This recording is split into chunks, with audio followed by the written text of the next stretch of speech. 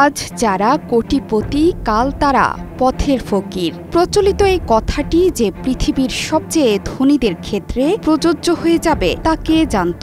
সম্ভবত সৃষ্টিকর্তা সবার অলক্ষ্যে হাসছিলেন, তার ইশারাতেই বোধহয় কথাটি সত্যি পরিণত হলো। আমেরিকার লস অ্যাঞ্জেলেসের দাবানল জ্বালিয়ে দিয়েছে এসব বিলাসী ধনীদের সাজানো বাগান বাড়িঘর। এরই মধ্যে 12,000 বাড়িঘর ধ্বংসস্তূপে পরিণত হয়েছে। সবকিছু ওলট পালট হয়ে যাওয়ায় কোথাও আশ্রয়ের স্থানটুকু খুঁজে পাচ্ছে না এই আমেরিকানরা। দাবানল থেকে প্রাণে বাঁচতে সেখান থেকে পালিয়ে আশ্রয় খুঁজছে এসব মানুষ।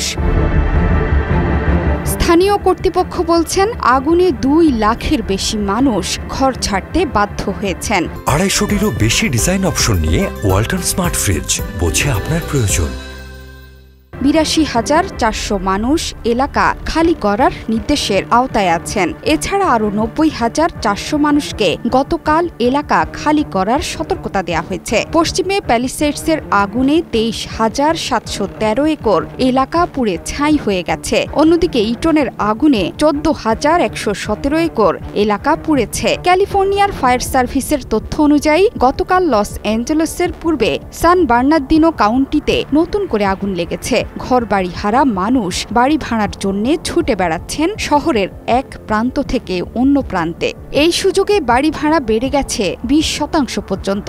একটি ঘর এখন সোনার হরিণ। দাবানলের পরবর্তী চ্যালেঞ্জ বাস্তুহারা মানুষের বাসস্থান, যেটা এখন লস অ্যাঞ্জেলেসে অধরা। অনেকে বন্ধু বা আত্মীয় স্বজনের বাড়িতে আশ্রয় নিয়েছেন। প্রতিনিয়ত মানসিক অবসাদ এবং উত্তেজনার সাথে দিন কাটাচ্ছে তারা। ঘুমাতে পর্যন্ত পারছে না অনেকেই।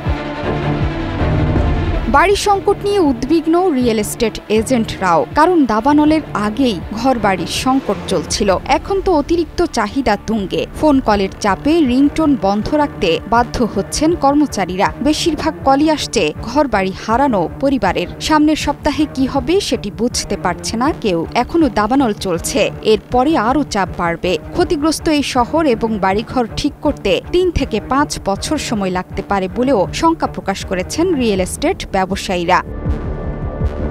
উল্টো নতুন দাবানলের জন্য সবাইকে সতর্ক থাকতে বলছেন কর্মকর্তারা। পাশাপাশি যে কোনো সময় নোটিশ দেওয়ার সঙ্গে সঙ্গে এলাকা ছাড়ার জন্য প্রস্তুত থাকতে বলেছেন। স্থানীয় সময় বৃহস্পতিবার পর্যন্ত ব্যাপক ঝোড়ো হাওয়া অব্যাহত থাকার পূর্বাভাস দেওয়া হয়েছে। কর্তৃপক্ষ জানিয়েছে দাবানলের আগুন এরই মধ্যে ওয়াশিংটন ডিসির আয়তনের সমান এলাকা গ্রাস করে ফেলেছে। প্রায় 65 লাখ মানুষ গুরুতর হুমকির মুখে আছেন। মারা গেছেন 25 জন। ঝোড়ো হাওয়ার গতিবেগ ঘন্টায় 70 মাইল হওয়ার পূর্বাভাস দেওয়া হয়েছে। অগ্নি নির্বাপন কর্মীরা জানিয়েছেন এখন বাতাসের গতিবেগ ঘন্টায় 30 থেকে 40 মাইল।